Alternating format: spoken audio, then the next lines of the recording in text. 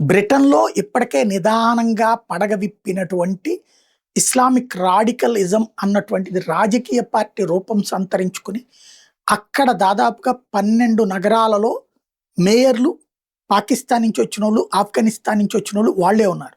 చివరికి అక్కడ జరిగే సంక్షేమ పథకాలన్నీ ముస్లిం సామాజిక వర్గానికి ఇచ్చుకుంటూ, అక్కడ శరణార్థులుగా ఉంటున్న ముస్లింల కుటుంబాలు ఏది ఆఫ్ఘనిస్తాన్‌లో ఉన్న బ ఏదైతే ఈ ఉన్మాద దేశాల్లో ఉన్న వాళ్ళందరిని అక్కడికి తెచ్చుకుని, అక్కడ తమ అడ్డాలుగా మార్చుకుని, తెల్ల జాతీయుల్ని తరిమివేస్తున్న పరిస్థితిలో పేట్రియాట్ ఉద్యమాలు జరుగుతున్నాయి.